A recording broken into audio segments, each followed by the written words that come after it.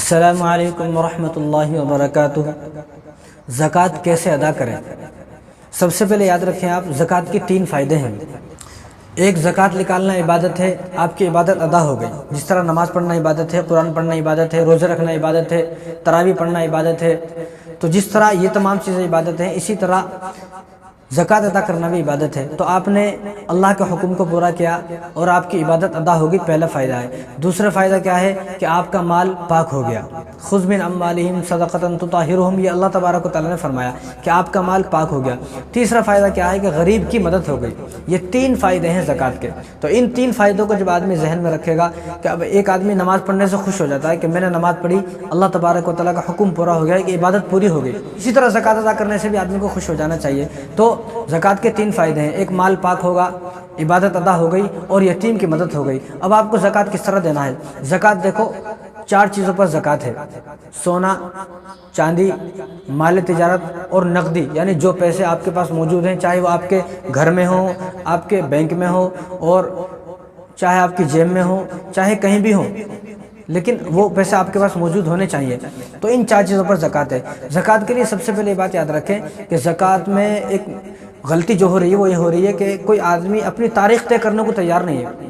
اپنی تاریخ طے کرے، میری ایک تاریخ ہے کہ جس طرح میں پہلی مرتبہ جب صاحب نصاب بنا، ایک فرض کر لیں آپ، میں 15 رمضان کو بنا، بھئی 15 رمضان کو میں صاحب نصاب بن گیا، یعنی 15 رمضان کو میرے پاس اتنا مال، اتنا پیسہ، اتنا سونا، اتنا چاندی آ گیا کہ جس مال کو بیچ کر، جس پراپرٹی کو بیچ کر، جس چاندی کو بیچ کر، جس سونے کو بیچ کر میں 52.5 تولہ چاندی خرید سکتا ہوں، 52.5 تولہ چاندی خرید سکتا ہوں۔ جس آدمی کے پاس جس تاریخ کو اتنا مال آ گیا، اب وہ اس تاریخ کو صاحب نصاب ہے۔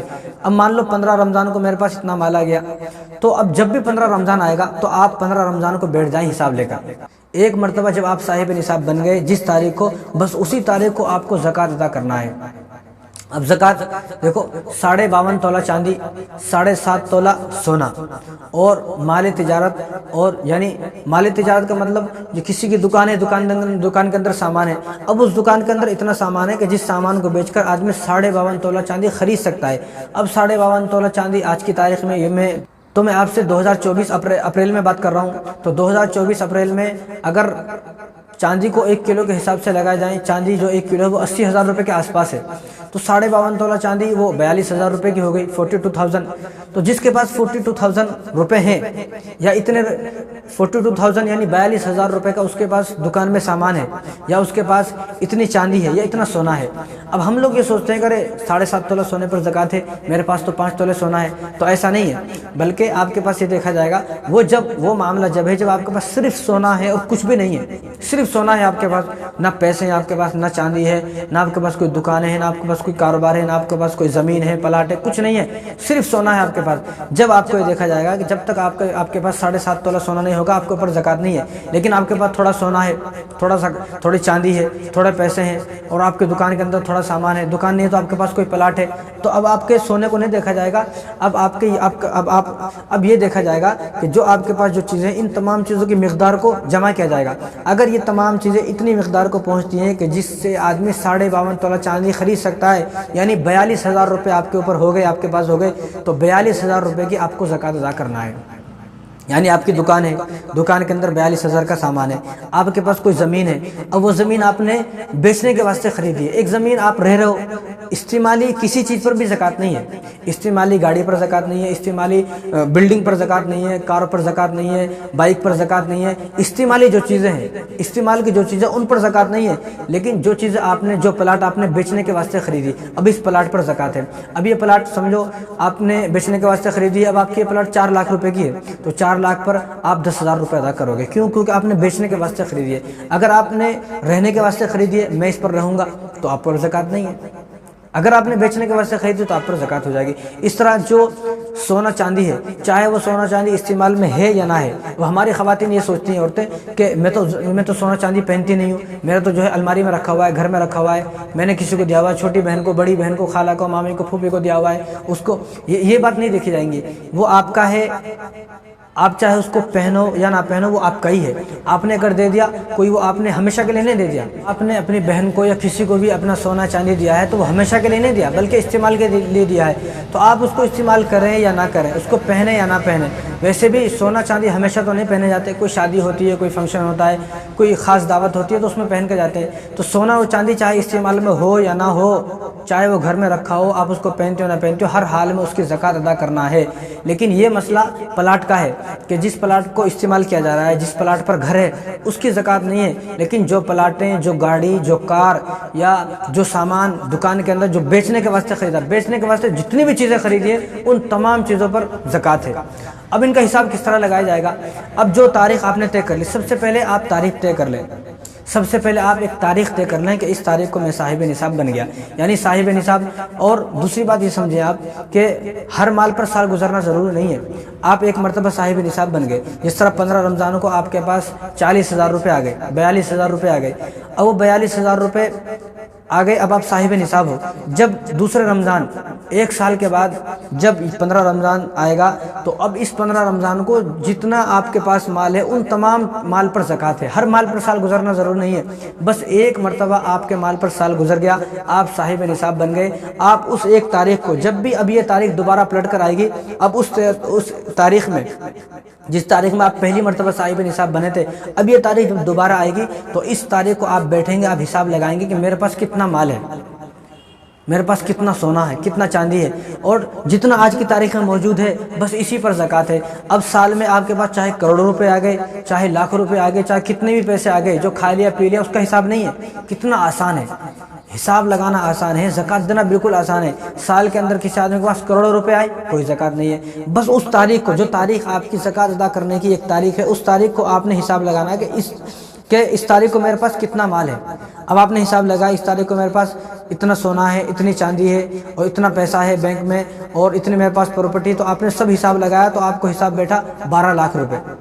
12 لاکھ میں سے آپ قرضے نکال لیں، آپ کو کتنا قرضہ ہے بھائی؟ 50,000 اس کا قرضہ ہے، 50,000 اس کا قرضہ ہے، 1 لاکھ اس کا قرضہ ہے، تو میرے اوپر 2 لاکھ کا قرضہ ہے، تو 10 لاکھ میں سے آپ نے 2 لاکھ قرضہ نکال دیے، تو آپ کے پاس اب 10 لاکھ روپے کا جو سونا چاندی، جو اب مال تجارت ہے، جو پراپرٹی ہے، وہ سب ملا کر 10 لاکھ روپے بن گئے۔ یعنی اس زمانے میں آپ کو پیسوں کا حساب لگانا ہے۔ آپ سونا چاندی کے حساب سے چلو گے تو آپ کو سمجھ میں نہیں آئے گا، آپ بہت کنفیوز ہو جاؤ گے۔ تو اس زمانے میں آپ کو سونے کا حساب لگانا ہے، یعنی آپ کے پاس 12 لاکھ تھے، 2 لاکھ کا قرضہ ہو گیا، تو اب آپ کے پاس 10 لاکھ روپے بچے، تو ان 10 لاکھ پر آپ کو 25,000 روپے زکوٰۃ ادا کرنا ہے۔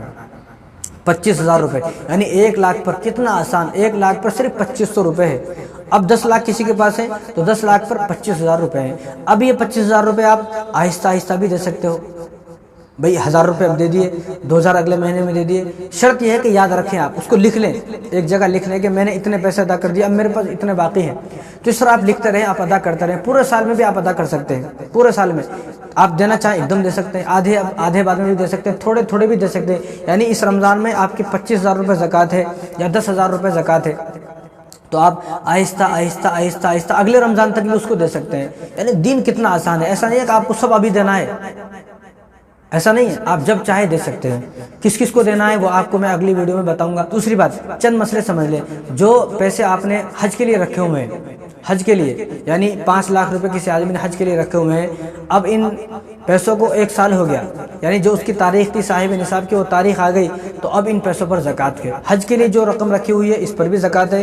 شادی کے لیے، یعنی لڑکیوں کی شادی کے لیے کوئی زیور رکھا ہوا ہے، پیسے رکھے ہوئے ہیں، تو اس پر اور ان پیسوں پر بھی زکوٰۃ ہے۔ یہ نہ سوچے کہ یہ تو لڑکی کے واسطے ہیں، بھئی لڑکی کے واسطے ہیں لیکن آپ کے پاس ہیں، جب تک آپ کے پاس رہیں گے تو آپ کو زکوٰۃ ادا کرنا ہے۔ جب اب شادی ہو جائے گی وہ جانے آپ، اب ان کو ادا کرنا ہے، لیکن جب تک یہ زیور اور یہ پیسہ آپ کے پاس رہے گا شادی کے لیے، جو آپ نے اپنی لڑکی کے لیے شادی کے لیے رکھا ہوا ہے، جتنا بھی پیسہ ہے، جتنا بھی زیور ہے، جب تک اس کی شادی نہیں ہوگی اور جب تک یہ مال اس کو نہیں دیا جائے گا، جب تک آپ کو ہر سال اس کی زکوٰۃ ادا کرنا ہے۔ تو یہاں پر مجھے ایک بات اور یاد آ گئی، میں اپنے نوجوانوں سے کہنا چاہتا ہوں کہ جو ہمارے نوجوان جن کی شادیاں ہو رہی ہیں اور وہ شادیوں میں 5-5 6-6 تولے سونا لے رہے ہیں، آپ نے یہ سونا تو لے لیا، تو آپ اس کی زکوٰۃ کب ادا کرو گے؟ تو سونا لینے کا شوق تو سب کو ہے، چاندی لینے کا شوق سب کو ہے، بھر کے جہیز لینے کا شوق سب کو ہے، جو کہ ناجائز حرام ہے، اسلام میں جہیز ہے ہی نہیں، لیکن میں کہتا ہوں کہ اس کی آپ زکوٰۃ کب ادا کرو گے؟ जिस नौजवान की शादी को 1 साल हो गया, अब इसकी बीवी के पास कितना सोना कितना चांदी है पूरा का हिसाब लगाकर ये ज़कात अदा ये करेगा, नहीं करेगा तो दोनों गुनहगार होंगे। तो बीवी को भी चाहिए कि वो अपने शोहर को बोले कि मेरे सोने चांदी की ज़कात अदा करें, अगर वो अदा नहीं करता तो आप खुद अदा करें वरना आप जहन्नुम में होगी। इसलिए शादी में जितना भी सोना मिला है, जितनी भी चांदी मिली है, तो अगर आपकी शादी को 1 साल हो गया है तो 1 साल के बाद जब भी आपकी शादी की वो तारीख आएगी, हर उस तारीख को आपकी शादी में जो सोना जो चांदी मिला है उसकी ज़कात अदा करना आपको ऊपर फ़र्ज़ है, फ़र्ज़ ऐन है, आपको अदा करना पड़ेगा।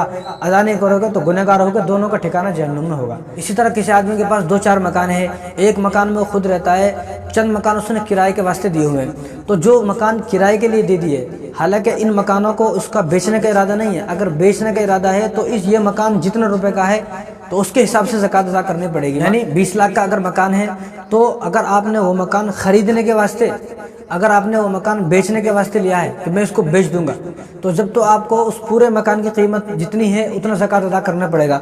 मान लो अगर वो मकान 20 लाख का है तो आप 50,000 रुपये की ज़कात उसकी अदा करनी पड़ेगी अगर आपने उसको बेचने के वास्ते ख़रीदा है।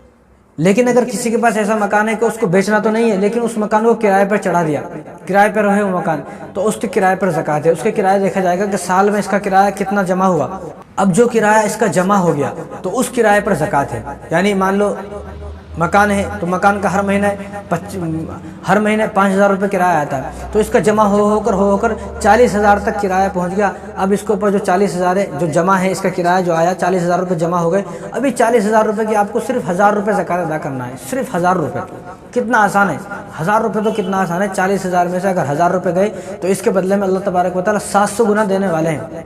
ऐसा नहीं है कि आपको नहीं मिलेगा, इसका बदला दुनिया में आपको मिलेगा।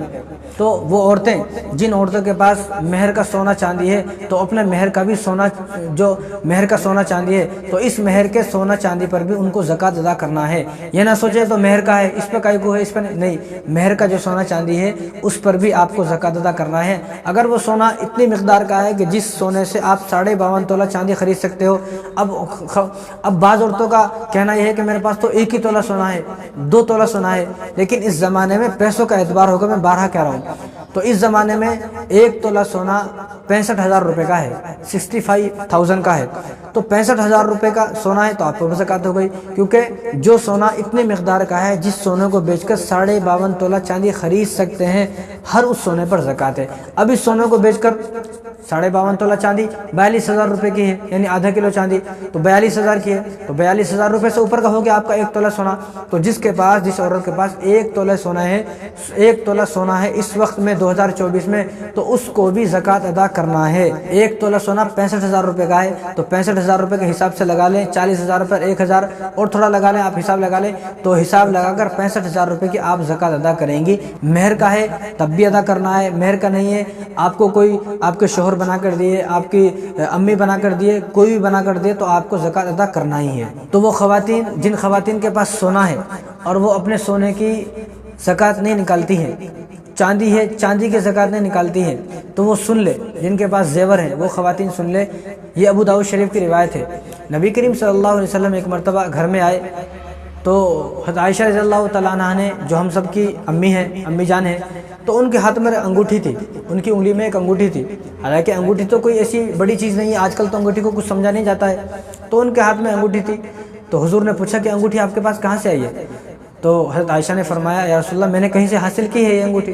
तो हुजूर ने फरमाया, क्या तुम इसकी ज़कात अदा करती हो? यानी हुजूर किसको फरमा रहे हैं? हज़रत आयशा को फरमा रहे हैं। यानी हज़रत आयशा वो हैं कि जो जन्नती हैं, जिनके सदक़े तुफ़ैल से हम सब जन्नत में जाएंगे। तो उनसे हुजूर ने फरमाया कि आयशा क्या तुम इसकी ज़कात अदा करती हो? तो उन्होंने फरमाया कि या रसूलल्लाह मैं ज़कात तो अदा नहीं करती हूँ। वो ख़वातीन गौर से सुन लें, अपनी आंखों से पर्दा हटा लें, दिल के दरवाजे खोल लें। वो ख़वातीन जिनके पास सोना चांदी ज़कात अदा नहीं करते वो सुन ले। हुजूर ने आयशा से फरमाया कि आयशा क्या तुम इसकी ज़कात अदा करती हो? तो हज़रत आयशा ने फरमाया कि रसूलल्लाह मैं तो ज़कात अदा नहीं करती हूँ। तो हुजूर ने फरमाया तुम्हारे जहन्नुम में ले जाने के लिए अंगूठी काफ़ी है। और आगे फरमाया तुम ये चाहती हो कि इस अंगूठी के बदले में तुम्हें जहन्नुम की आग की अंगूठी पहनाई जाए, जहन्नुम की अंगूठी पहनाई जाए, क्या तुम इस बात पर राज़ी हो? फरमाया कि नहीं मैं इस बात पर राज़ी नहीं हूँ। तो हुजूर ने फरमाया कि ठीक है फिर इस अंगूठी की ज़कात अदा करो। यानी हुजूर अपनी बीवी को फरमा रहे हैं हुजूर जिनके सदक़े तुफ़ैल में हम सब लोग उनका दामन पकड़ के जन्नत में जाएंगे, उनको ये फरमाया जा रहा है कि ये अंगूठी अगर तुम इसकी ज़कात अदा नहीं करती हो, सोने की अंगूठी है, तो तुम्हारे जहन्नुम में ले जाने के लिए काफ़ी है। तो हम किस खेत की मूली है, हम कौन है? तो मेरी तमाम ख़वातीन से दरख्वास्त है कि वो अपने सोने चांदी की ज़कात अदा करें अगर जहन्नुम से बचना है। अगर जहन्नुम से नहीं बचना है, जहन्नुम में जाना है, फिर कोई बात नहीं, आप ज़कात अदा ना करें, लेकिन अल्लाह ताला सबकी हिफाजत फरमाए, सबको जहन्नुम से बचाए। अगर जहन्नुम से बचना है तो इस सोने की ज़कात अदा करना है। बाज़ औरतों का कहना है कि मेरे पास सिर्फ सोना है, चांदी है, पैसे नहीं है, कहाँ से दूँ? पैसे तो है नहीं, सोना तो है, 5 तोले सोना है और 10-20 तोला चांदी है, लेकिन पैसे नहीं है। पैसे नहीं है तो क्या करें? तो ऐसी औरतों से ये कहा जाएगा कि आपके पास जो सोना है, जो चांदी है, ये बेचकर आप ज़कात अदा करें, वरना कर्जा लेकर आप ज़कात अदा करें। क्योंकि ये जो सोना चांदी आपके पास है, ये सोना चांदी बेचे तो कोई पत्थर नहीं आते, इस सोने चांदी को बेचेंगे तो कोई मिट्टी नहीं आएगी, इस सोने चांदी को बेचने से पैसे ही आएंगे। तो जिस औरत के पास सिर्फ सोना है, चांदी है, लेकिन पैसे नहीं है, तो इस औरत के लिए हुक्म ये है कि ये फतवा है इसी बात पर कि वो अपना ये सोना, इस सोने में से थोड़ा सा सोना बेचकर, जितना ज़कात अदा होता है उतना सोना बेचकर ज़कात अदा करे। अगर वो सोना बेचना नहीं चाहती, ज़्यादा ही मोहब्बत है, चांदी बेचना नहीं चाहती, बहुत ज़्यादा मोहब्बत है, तो वो कर्जा ले, उस कर्जे को बाद में उसको अदा करे, बाद में उस कर्जे को अदा करे, लेकिन सोना चांदी की ज़कात अदा आपको करना ही करना है। तो उम्मीद है कि आपको ये बात समझ में आ गई होंगी। मसला ये है कि आजकल कोई आदमी अपने आप को मालदार समझने को तैयार नहीं है। शरीयत हर उस आदमी को मालदार बोलती है कि जिसके पास 52.5 तोला चांदी की मिकदार में पैसे हैं। चांदी की मिकदार 52.5 तोला चांदी की मिकदार तक जिसके पास सामान है दुकान में, जिसके पास इतनी प्रॉपर्टी है कि उस प्रॉपर्टी को बेचकर वो 52.5 तोला चांदी खरीद सकता है, तो हर उस आदमी को शरीयत ने मालदार कहा है। शरीयत की नज़र में ये आदमी साहिब निसाब, जो आदमी शरीयत की नज़र में ये आदमी मालदार है। अब आदमी सोचता है कि किसी को पता नहीं है, भाई किसी को पता हो या ना पता हो, अल्लाह को सब पता है। तो शरीयत में हर वो आदमी मालदार है जो आदमी साहिब निसाब है। उम्मीद है कि आपको ये बातें समझ में आ गई होंगी। अस्सलामु अलैकुम व रहमतुल्लाहि व बरकातुहू।